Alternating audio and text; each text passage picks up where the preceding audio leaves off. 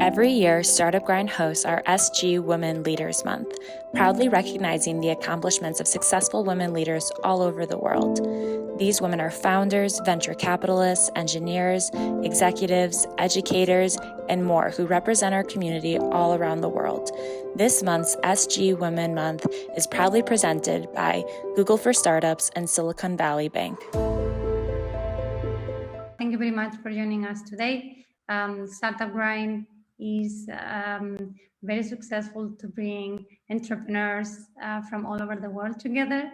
And something we really like from Startup Grinds are the values: make friends, no contacts, give, not take, and help each other before helping yourself.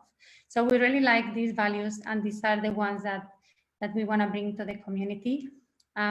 So our idea is to have, as we were saying, events where we can bring entrepreneurs, founders, or people in the industry related to the entrepreneurship and startups that can help all of us, and we can also create a community where we build on each other.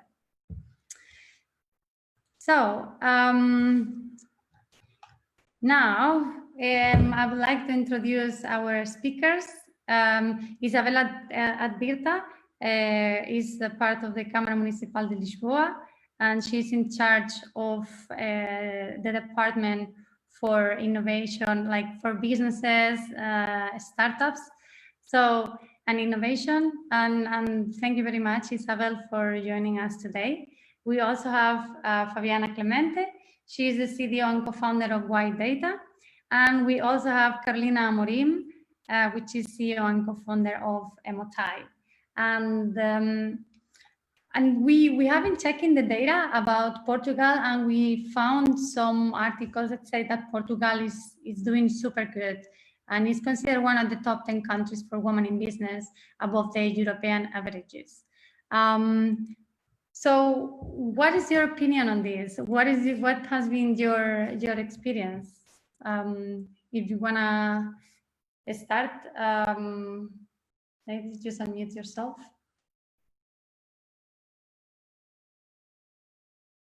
Okay, you want to go first? Carolina, I see you moving. Sure, I can start. So I've never worked at a big company, so I can't really talk that much on the business side of a corporate, more on the entrepreneur side. So what I've been seeing is that so many more women are joining startups now. In the beginning, I did notice that there were not as many known, but because of these organizations that we have in Portugal, and also more women that are ahead of these companies, like, for example, we had Cristina Fonseca or Daniela from, I'm forgetting the name, sorry. The startup from Braga that just raised a lot of capital. I'm forgetting the name, I apologize.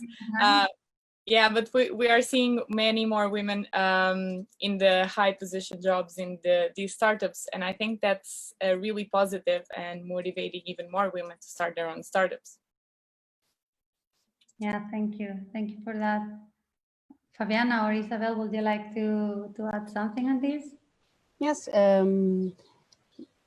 I could say that we've come a long way as a country between a moment where women couldn't even vote or leave the country without their father or husband permission. And I'm talking about the early 70s. That was a long time ago, but not that long time ago. And to a country that steadily is legislating and advocating for equality between men and women, and that does so in education, through policies, legislation, ensuring every ministers and areas are building or applying what we call planos de igualdade, gender equality plans. And the world has been, and this still is, a very manly place, made by men, powered by men, where the default human is in almost everyone's mind a man, if we think about this. So letting things happen just for themselves will not result in a more diverse nor equal opportunity society.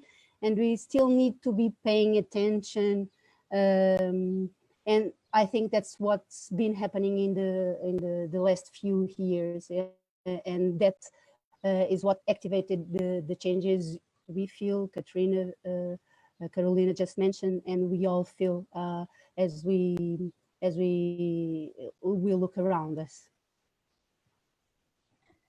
Yeah, I agree with what Isabel and Carolina mentioned before, but on my experience, and I think I'm a lucky on that side, throughout my career, all my bosses, although I'm in IT, were women mainly, which I think it's a bit of an outlier, but to be honest, I'm happy that I had that experience.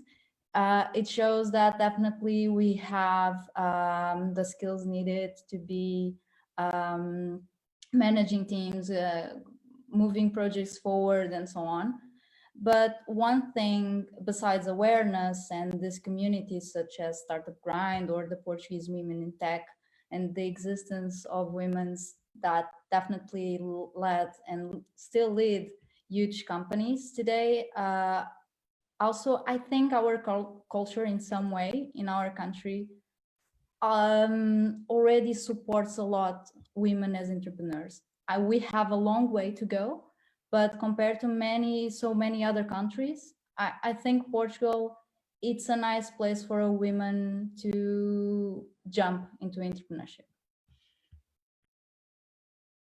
Yeah, I agree with you. I'm not Portuguese, but I feel really at home here, and what it feels is like a really good place.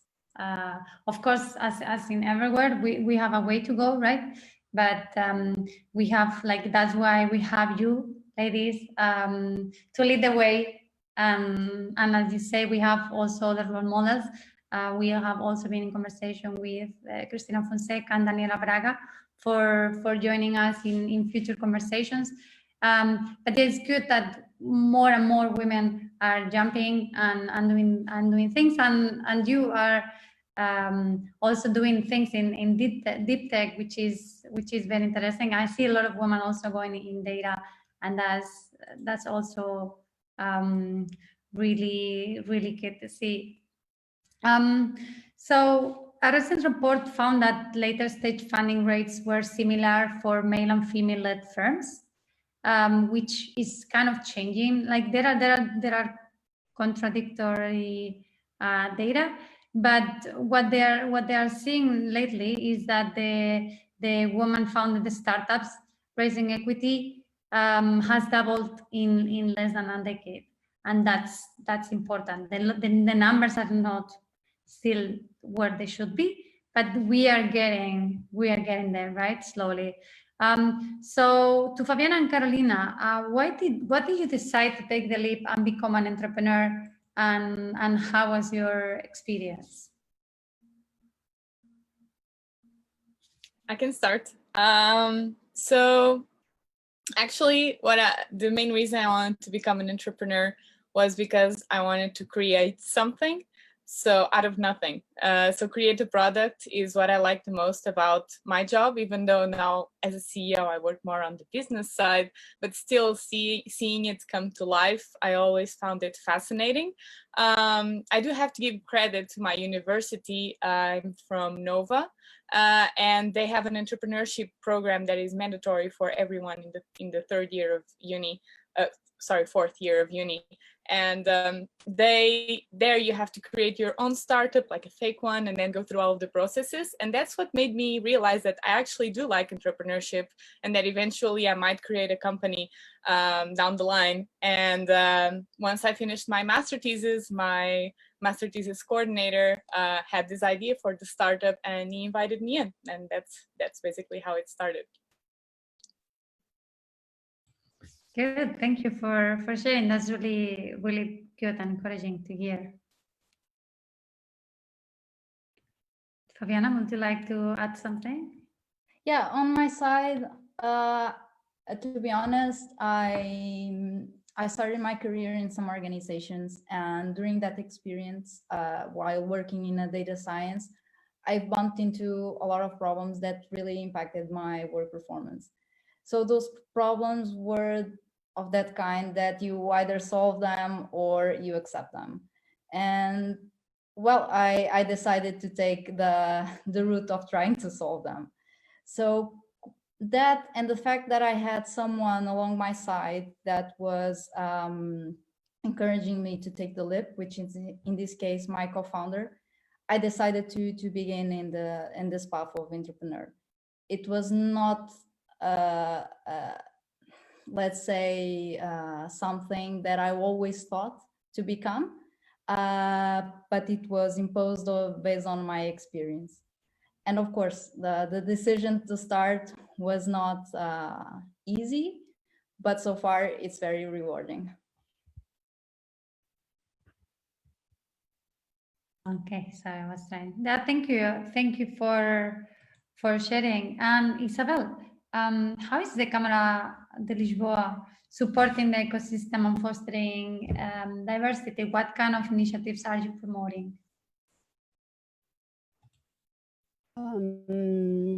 First, I'd say we are paying attention when we organize panels. We consciously plan for them to have women represented there, yet we need visibility. We have a local equality plan. This is not my work area, so I won't go into it. It's a social rights and inclusion department scope, but it does underline the importance of gender in every policy of the city council. When we have a communication campaign or other kind of media ads or best practice sharing or whatever that requires 2 or more personal faces or stories, we try to have a diverse representation, even if this requires more contacts and more phone calls, and sometimes it does. And we are also actively engaged in supporting some organizations that already work towards a more inclusive ecosystem. For instance, last year we co-hosted with Women in Tech Portuguese chapter their annual award ceremony during the Web Summit. It took place during the Web Summit in Lisbon last November. And we are involved in Women for Climate, which is a working stream for C40 network, which is a network of major global cities fighting climate change. And this Women for Climate initiative, we are involved in two different projects. One is a tech challenge that is going its way. We'll have a final pitch somewhere. It was supposed to already have happened, but it didn't, but it will be somewhere around the summer. And we are putting up a mentoring program in partnership with Casa do Impacto and Startup Lisboa for women, for the next women leaders in climate change. So Lisboa is a city that prouds itself for our capacity to welcome people, and I think most of us truly recognize diversity as a plus, as a strong skill a community can have to make us stronger and more able, and together in our differences. And this is a vision that, at least in my field of work, entrepreneurship, businesses, innovation, we always try for it to be present in everything we do. Yeah, thank you. And is indeed Lisbon as a city and Portugal as a country is indeed doing a super good job at this. And as mentioned before, as a foreigner, my husband also is not European. We feel at home here, and we feel super welcome. We both have businesses, so this was for us the place of choice. So yeah, it's indeed a really good job. And I hope to see more initiatives coming. But for now, what we are saying is I receive all the emails as well from Startup Lisboa, and I'm seeing more and more a push on showcasing women, and most of the communications around the startup scene. I'm seeing more and more push. Also, we are in communication with Startup Portugal. They are also supporting us on this. So it's really good to see everyone is on the same page, and we are making big changes, all of us together, right? So well done, everyone. And I would like to go back to Carolina and Fabiana. We're still on the question why you became an entrepreneur and how is it going. And we have one question, and what's your experience or your opinion on funding, which is a difficult one. But also one of our team members who is here today, Luciana, she's pitching to investors tonight. So maybe you can share some tips with her or some experiences. Yeah, I can start on that one. So funding was definitely challenging. So in the beginning, there's a lot of questions you simply don't know how to answer. So you start, you have a good idea, you know what you want to do, but the next stage is how you convince others to join you in this process and to take the risk with you. So you have to know to whom to pitch. So how to get in touch with those people. What are they looking for in a pitch? If they support your thesis or not. It's a lot of things that you need to know.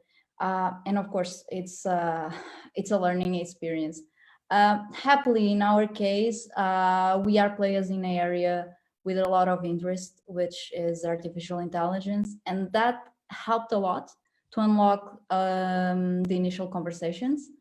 Also, the fact that we were part of a startup ecosystem, in this case, we are part of Startup Lisboa, also was helped a lot. So my suggestion is always to be part of a community. That is very important for you to know who matters and to create relations, because after all, investors are persons, are people. They are not just a bag of money. So it's nice for you to create relation and to create trust with whom is on the other side.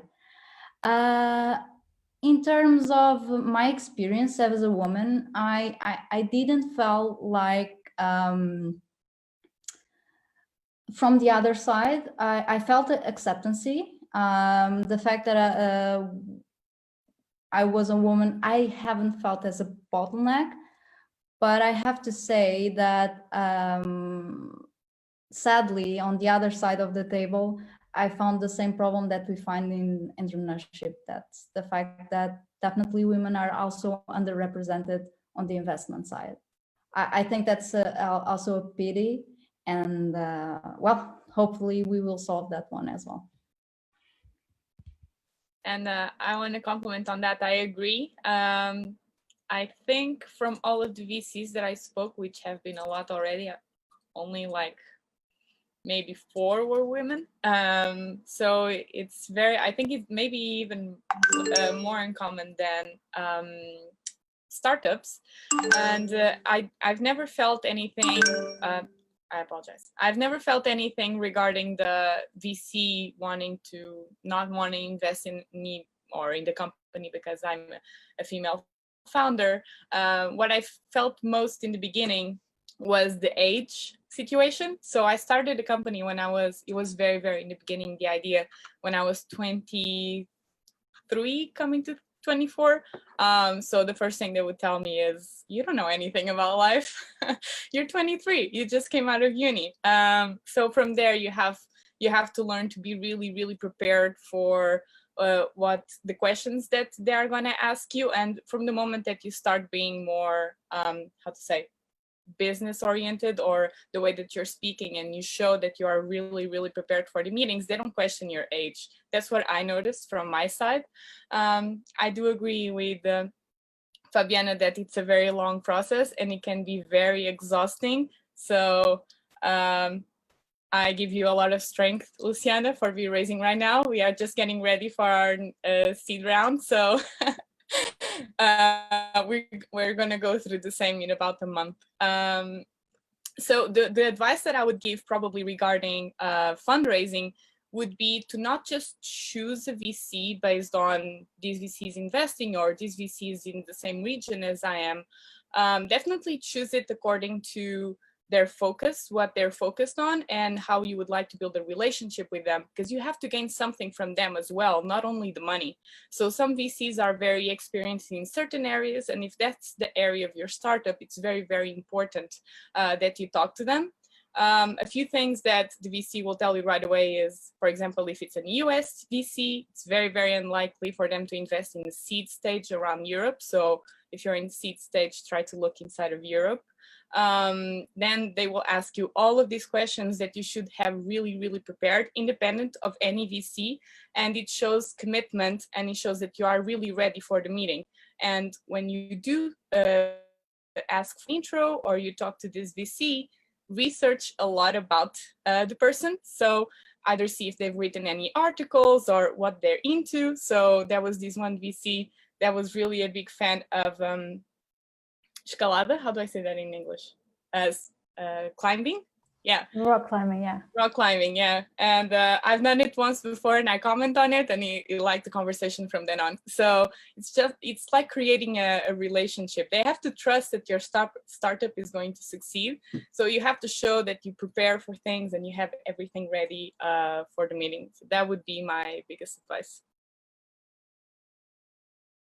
Yeah, thank you. I think, what you share is really valuable and it makes a lot of sense. But it's good to see more women also joining the VC and the angel investment, and more firms also focusing on minorities, which is funny that women are a minority because we are 51% of the population. But anyway, we're still a minority apparently in most places. But yeah, it's good to see. It's good to see things are moving on the right direction. And yeah, at the end of the day, what you are saying is like you need to establish a personal relationship with the person. So looking for ways to have things in common, which when you are maybe like when you are a woman with another woman, maybe it might be easier, or a man with another man.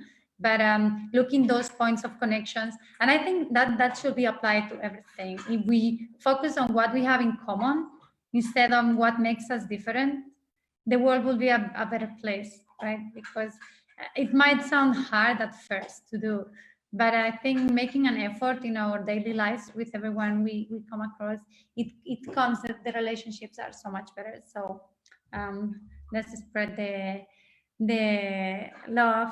And for you, Isabel, would you like to add something, any opinion in regards to funding or?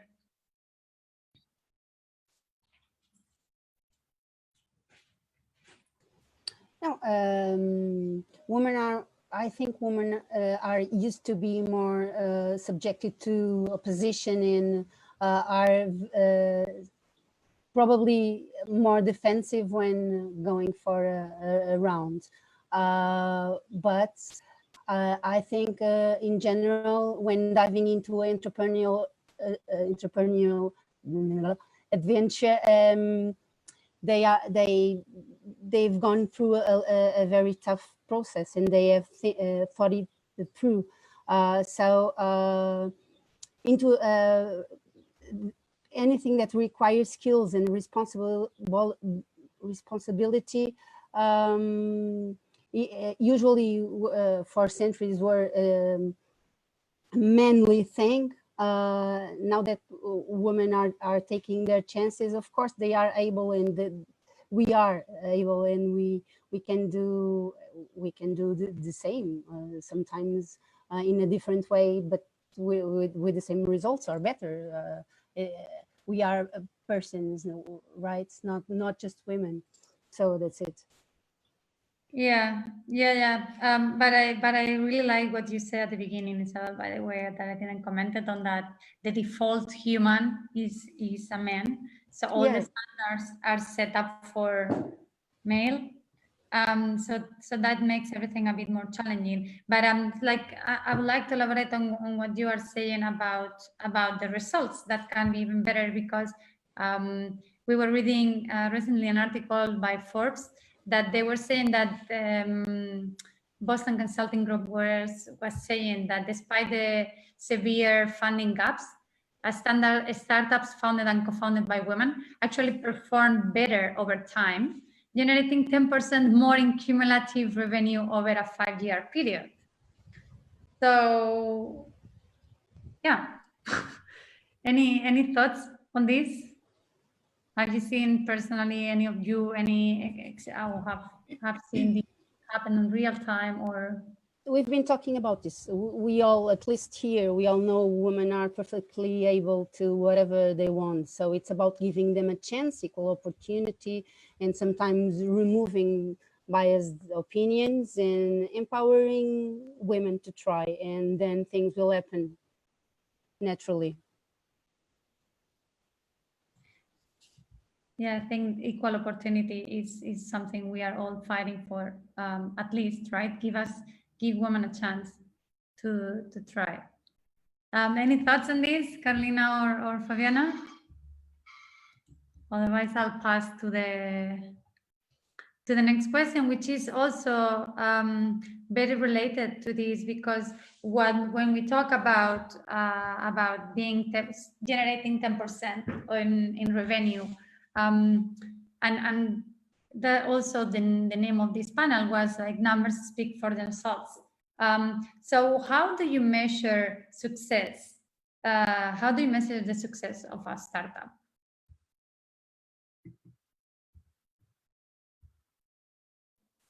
You're asking me or Fabiana? Anyone, yes. Oh, okay. Yeah, sure, I can share. On our side, inside of EmotAI, the way that we do it is we are currently keeping track of KPIs. So basically what we do is we define what our goals are, and then from then on, we get the KPIs that would help us reach that goal. And we have meetings weekly on Mondays to see how we're working towards that KPI. Then, of course, we might get a little bit outside of track, because in our team, we are a lot of biomedical engineers, and some of them are very visionary and would like to do everything.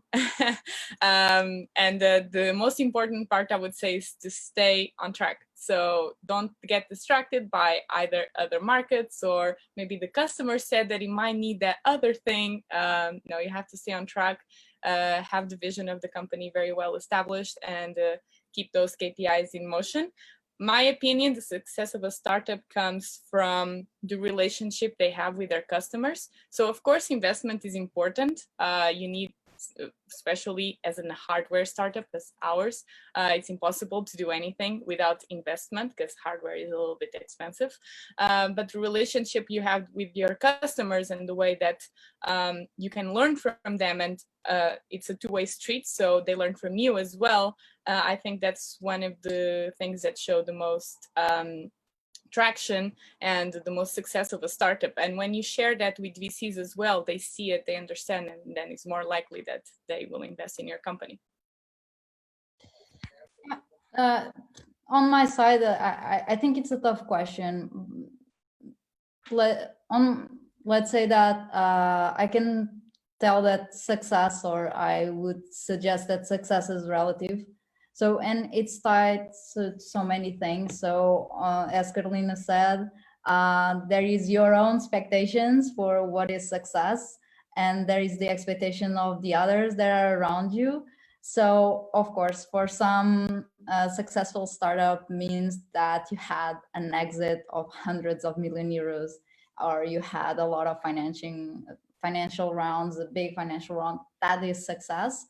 For others, you have a stable business for many years that you pass along different generations. So to be honest, I'm not an idealist myself, and I'm more, I share the opinion of Carolina. What is important is that you are happy running your own startup. And besides that, you have many customers, and those customers are also happy with you. So when you have that relationship and when you share those values with your customers, I think that's when you have a successful company. Also, the fact that you have a stable growth and you have a team that likes you, that cherish your idea and shares the same values as you do as well, I think it's also successful for you, or at least as yourself as an entrepreneur. When you have a team that share your idea and is with you along the path. Yeah, thank you. Thank you for that. Isabel, what's your opinion on metrics, and why are they especially important for the furtherment of women? And as well, if you can say like what metrics are important in your area of expertise. Yeah, I work for the city council. We sometimes make policies and sometimes get to be lucky enough to change not the world, but a city at a time. So, but if we want to know reality, if we want to change reality, we have to know it. It sometimes might be uncomfortable, but numbers do speak for themselves and allow us to get a glimpse into inequalities. Only knowing the numbers, we can address the problems, think of strategies and of solutions, developing solutions. So I'm reading this book. I recommend to anyone. It's the third time during this brief conversation that I remembered. It's called Invisible Woman, and by a woman named Caroline Perez. I can give you the name here in the notes. And she exemplifies with a huge number of studies and research from all over the world, with the examples where women are made invisible by the data, from official policies to health, technology, urban planning, you name it, and funding opportunities too. And it's really well written. It's not like a lecture, blah, blah, blah, blah. It's very interesting and eye-opener that I recommend. And we've been talking about numbers, and I think no one mentioned that the numbers are very different according to the areas we are talking about, even in businesses. For instance, a recent London study in London with a case study showed that in technology, women represented like 17%. I think that was the number of employees, total employees in tech, okay? 40% of engineers, and 1% of leadership positions, 1% of leadership positions in tech businesses in London. I don't think Portugal is that much different, maybe a little higher, but not that much. So only knowing these numbers, we can try to understand how to change it and plan according to the changes we want to implement. And think the strategies and everything. So numbers are totally essential for planning and for addressing any inequality. Yeah, I totally agree with you, and that's one of the reasons why I wanted to call this panel "Numbers Speak for Themselves," because you cannot change what you don't measure. Sorry, my dog is agreeing with us. And yeah, and then the book you recommend, Invisible Woman, I actually just finished reading What Works from Iris, which is really good as well, and talks a lot about the topic. And then I started Invisible Woman. I had to stop reading it because I was getting so upset that I couldn't sleep. I usually like to read before going to bed, and I was like really mad. So I was like, okay, I need to read this book at a different time, because it's really upsetting when you learn all of that, right? And I've been doing a lot of research on the subject and doing a lot of workshops on this subject. So I'm more or less consider myself quite knowledgeable on this. However, I doesn't like, there is still data coming, and that's important. It's important we measure everything so we can see if we are moving on the right direction, and what works and what doesn't work. So I think it's really, really important, as you are saying, to keep metrics. Any thoughts on this, Fabiana or Carolina? Oh, okay. So on the current situation, also let's touch a bit on the current situation, because you cannot go on for an hour without talking about COVID-19, right? This is almost part of every single conversation, and I don't want to do this about that exactly, but obviously it's part of our new normal right now. So what are your top concerns or challenges in your industry or in your area of expertise after? Like, have anything changed for you, either Carolina or Fabiana?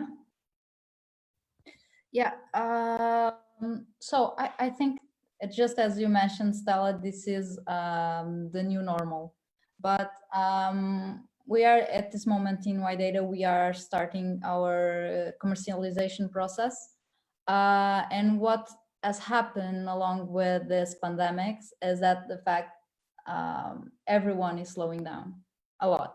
So although people are much more open to go for a call, to jump into a call, to just have a chat, to know you, it's much harder to convince them to try new stuff different than the business as usual. So everyone is very focused on keeping their BAU. So I think that we felt, although definitely with this lockdown, we also felt that a lot of people were not ready at all for remote work. That I think also impacted a lot. Many companies were not ready for this process of having calls or having everything by web chat or something, and that took time for people to get used to, and still we feel that people are not used to. After all, there is persons at home with kids, and we understand it's hard. So definitely that was what we felt with COVID-19. On the other hand, privacy, which is a side that we touch a lot with our company, has become a major concern. A lot of people are now understanding why data is important to be shared, but are also understanding the problems behind sharing sensitive information like health information, for example. And on that side, we felt that more people were understanding why solutions such as synthetic data, which is what we do, it's important. So new medicines can be uncovered, data can be shared with researchers and so on. Yeah, I can share as well. So actually at EmotAI, it didn't impact that much. We were one of the lucky ones because actually the esports market kind of exploded a little bit. I don't know if you see the numbers, if you saw the numbers, but I think League of Legends had a huge problem. Sorry, Riot, the developers for League of Legends had a huge problem in the first weeks of confinement because everyone was playing and the servers were not being able to keep up. So that was great in terms of new players that joined the system and more people playing. So in terms of the market, it was really good for us. In terms of reaching out to customers, the only thing that changed was instead of us doing an onboarding in person, we have to do it online now, which the only challenge is we have to ship the headbands. They have to place them on through webcam and then we have to explain everything. So the only thing we had to change was kind of our onboarding process, and we had to have everything very detailed because it's very easy for them to either click the wrong button or place the headband wrong. So we had to put everything very, very detailed so that that doesn't happen. So it definitely has been a process. So we learn from each onboarding that we do.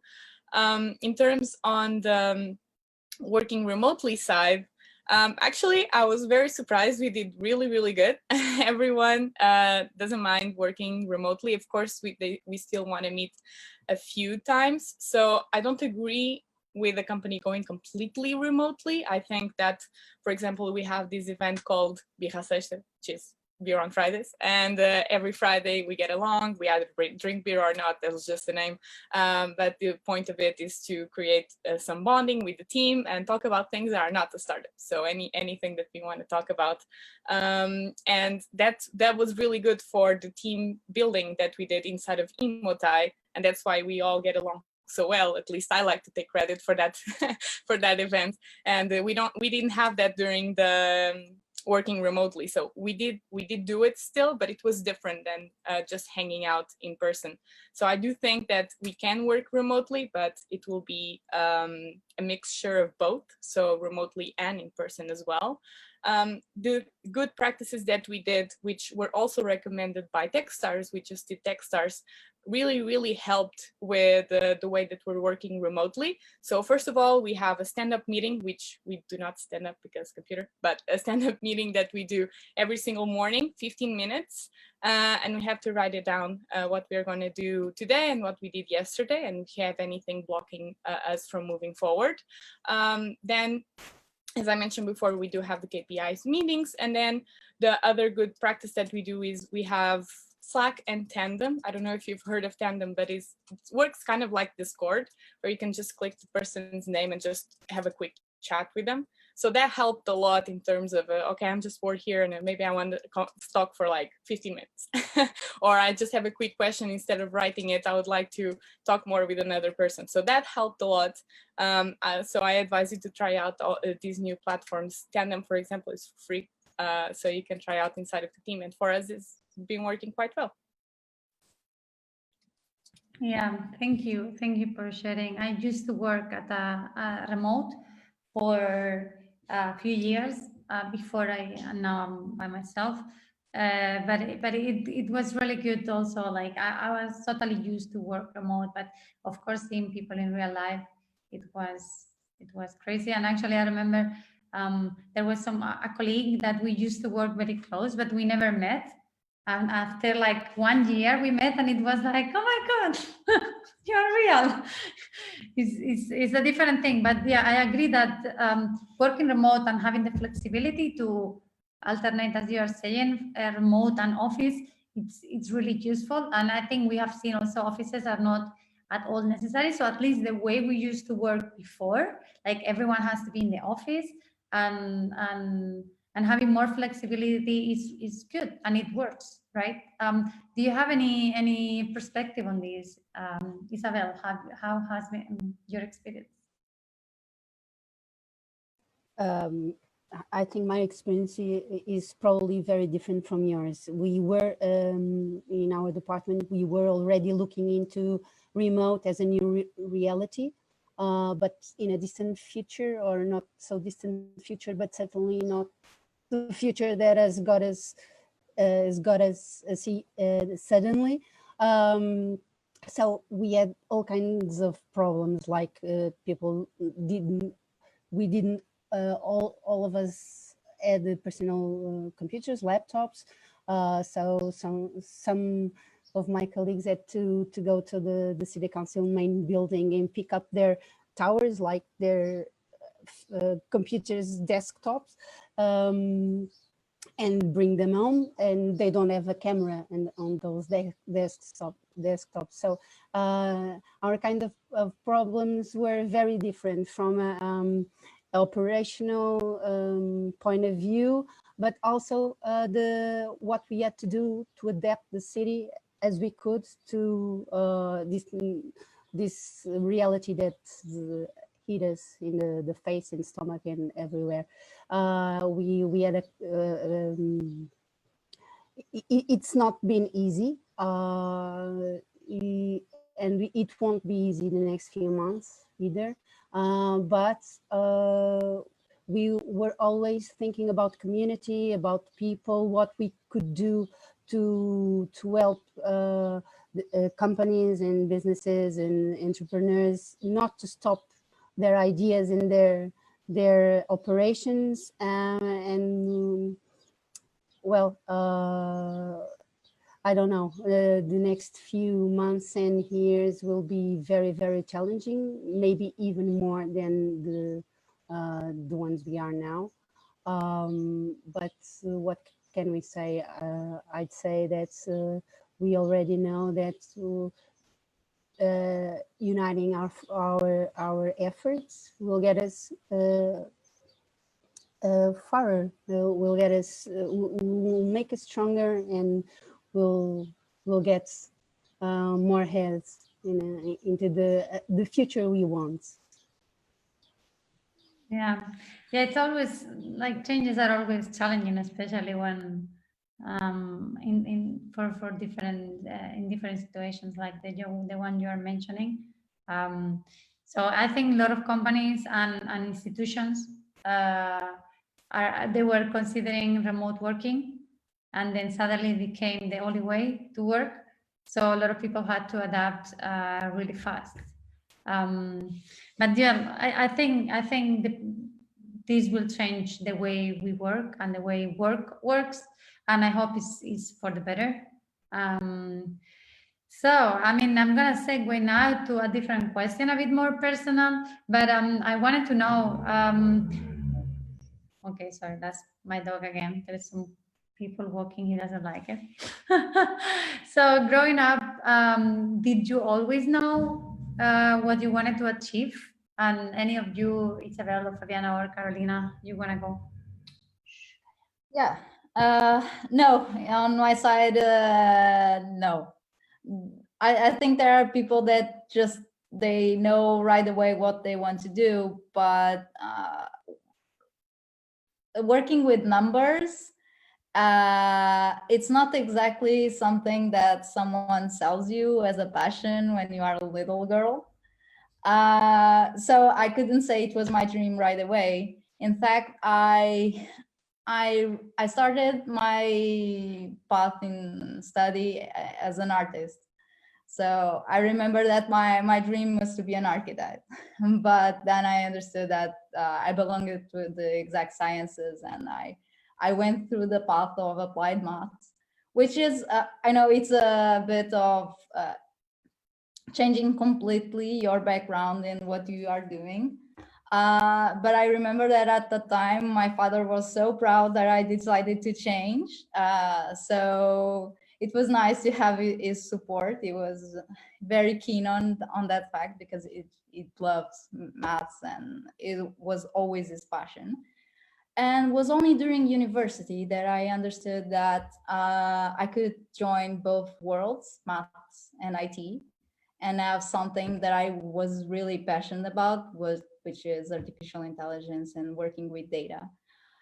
In what concerns my entrepreneurial vein, well, it's funny to say, but I remember that when I was younger, I always had that need to have my own money, which led me to, during my high school years, to sell some handcrafted stuff. And at the time, it was not bad at all. I did some money and I even created my own brand, which was a funny experience. And I think that part of that, it still remains with me and, well, got me here today. Yeah, thank you. Thank you for sharing, Fabiana. Yeah, I can share as well. So I would have to thank my mom for this. My mom really pushed me to know what I wanted to do from a very young age, and she wouldn't just asked me what I would like to be, because at that age, for example, if you're in school, you want to be a teacher, or you want to be a doctor, or you have like these very limited views on, because it's what you know, right? It's not bad, it's just the things that you see either on TV or that you witness every day. And she was a teacher, so she said right away, don't be a teacher. So she just wanted to show me what other options there were. So she researched a lot, or asked people like, so my daughter likes doctors or medicine, but she doesn't really want to be a medicine. What else can we do? So she was the one that found out about biomedical engineering. And she told me about it when I think I was 13 or 14 years old.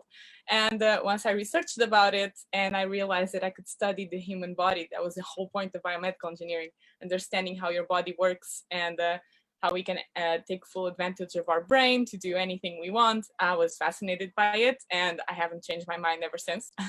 I love biomedical engineering. It will always be my passion. Of course, I'm not doing as much now. It's more business side, but at least I still have a little bit that in the startup, where I can see and help all of these people that need the information that we're providing them, like the brainwaves, the heart rate, and how that affects the performance.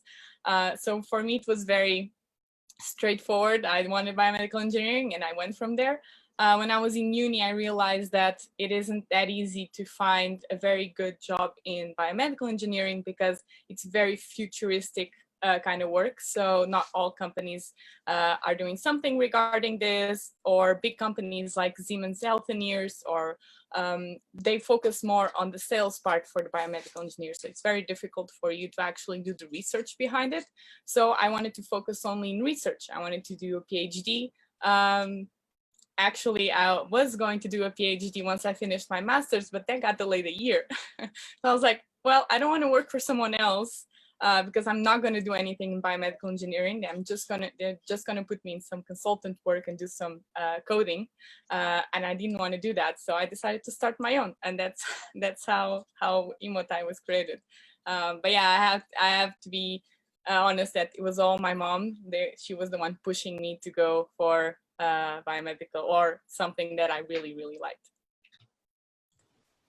So my experience is very different. And I'd say very early in my life, I understood that I had to work with a purpose, and public service came as the answer. So I'm director of the Department for Employment, Entrepreneurship and Business, and it's a very, very recent post. I've been doing this for around 2 weeks now, but I have been working with the Lisbon City Council for around 20 years now, but in very different functions, facing very different challenges in teams.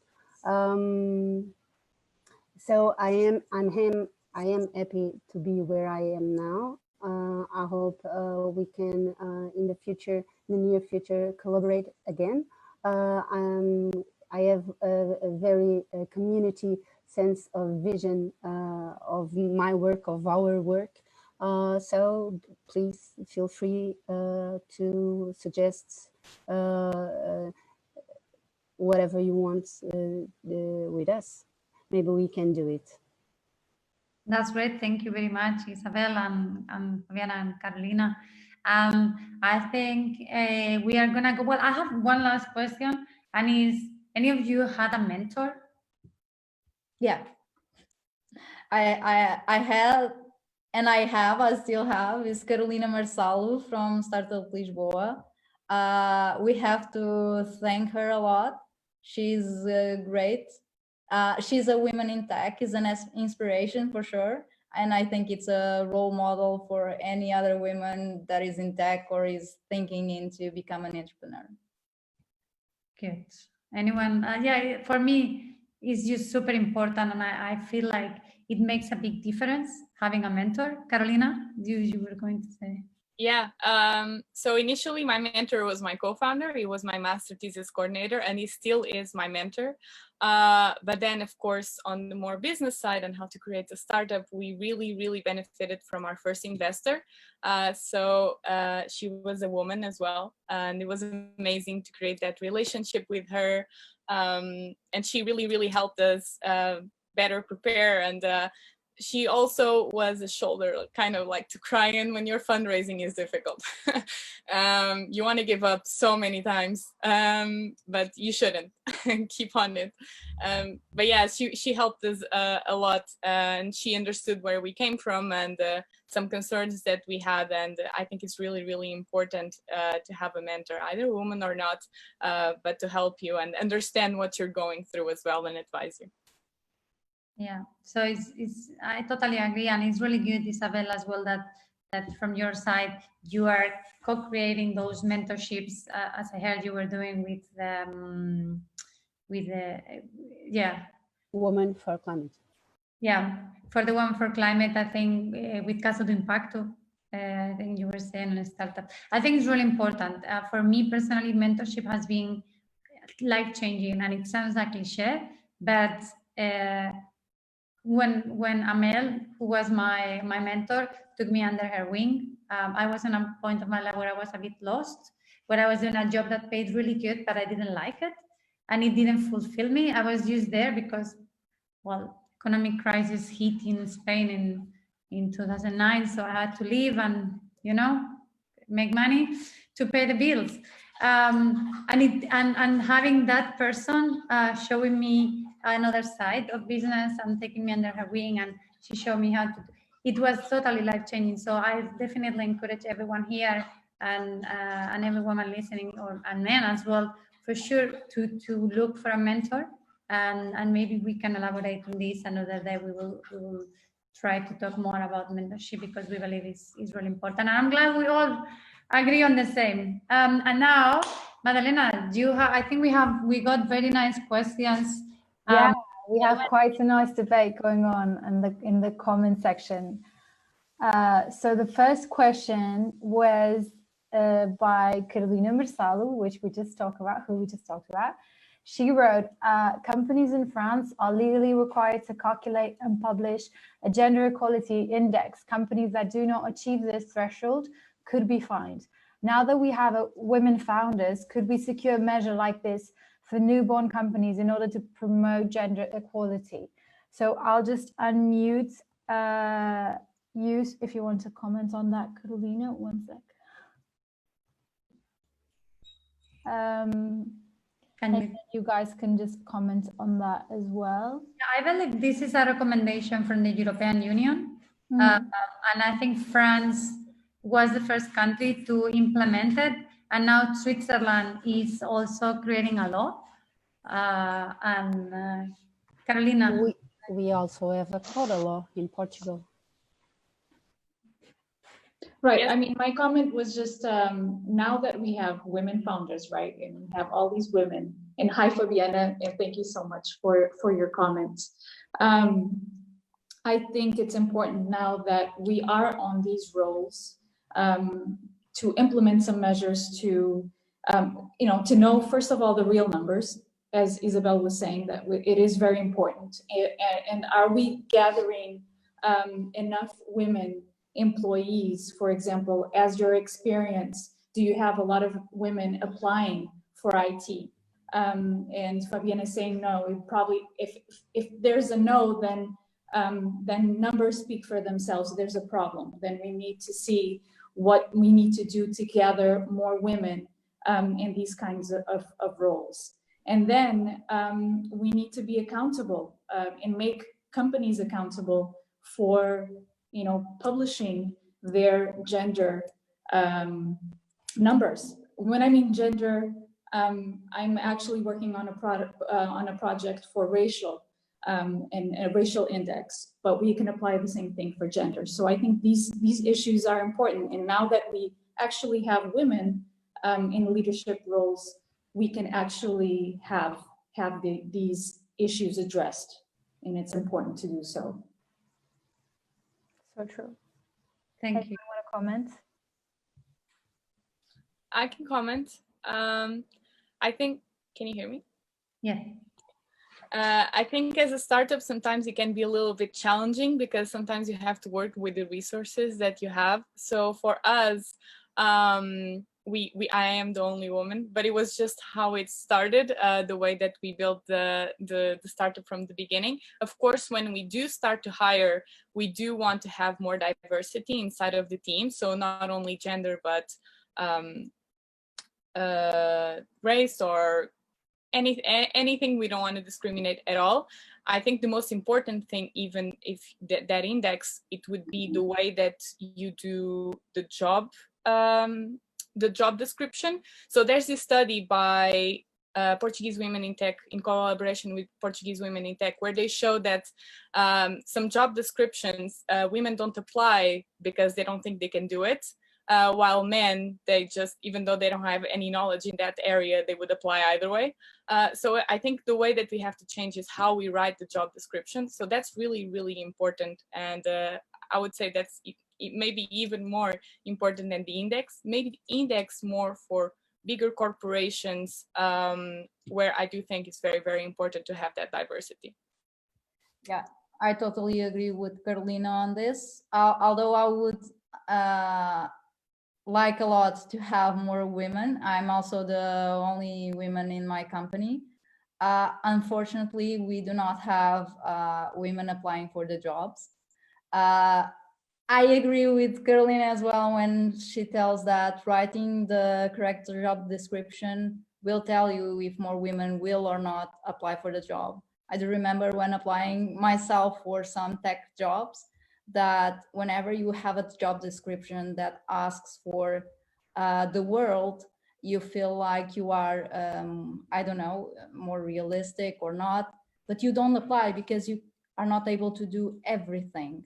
And on that side, I see that men definitely take more risks, and although they are not able to do everything, if they feel like they can do a bit or learn how to do it, they will apply.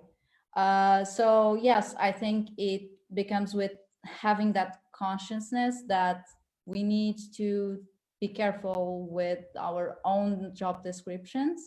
It's important. The other problem that we have to solve, it's at the level of the education of our women at a young age. I don't know about your experiences, but engineering jobs or tech jobs or things more around exact sciences are usually not the images that we pass to our young girls as something to be proud of. And I think that really tells you and puts a label at a young age that women are meant to do other jobs than going for tech. And I think we need to address that in order for future startups can start right away with equal gender, or equal race goes the same way. It's valid for everything. So yeah, I think removing those biases from the society is what will help us in future reach out for equality. I'm really glad we are talking about this, because we actually have a panel about this topic next week, where we are going to have Rosa Monteiro, Secretary of State of Citizenship and Equality. We also have Elena Guiriños from Instituto Superior Técnico. We will have Rita Pizarra from Microsoft Portugal, and Inés Santos from Portuguese Women in Tech. And we're going to go in detail through these. Personally, my startup is exactly about this. That's my goal. The goal of my life is to bridge the gap on women tech talent. So that's what I'm working on at the moment. Launching. I'm starting now small, but finally have a co-founder, so I'm super excited. And we are creating an agency to help startups and tech companies hiring more women. So we help them with employer branding, something we are talking about. How do you present yourself? And we help them diversify their pipelines. So this is like what is really close to my heart. And I'm also applying for a PhD on gender studies. And what I wanna, my project, what I'm proposing is how can we change, because we will talk about this next week, but it has been masculinized, right? The profession of computer, but women computers were the initial ones. So how can we reverse that and get more women to join STEM and tech? And that's my research, what I want to research about. So I'm really happy we are really talking about all of this. Yeah. So do we have time for one more question, Madalena? Yeah, I just wanted to highlight some of the things people are saying in regards to this question, just to not let it pass because they're so interesting. And then I'll go to the last question. So Fernand Jardim raised a very interesting point on Carolina, when you mentioned the job description and how we make people apply to jobs. He said, I guess it's not even the job description, sometimes even the pictures the company uses on HR. And then when you go to an event from the company, it's a male speaker. So it's like super inconsistent, and you do have to keep this consistency. And as Isabel said, you have to make a conscious effort to put diverse people on your board and on your events and on everything. And then Lorena said, on the comments of Carolina and Fabiana on recruitment biases, an EIGE course to promote a gender equality plan happened in Lisbon earlier this year. They have a lot of content focused on research and academia, but a lot can be applied to startups and the entrepreneurial work. And she left the link there, which is very good.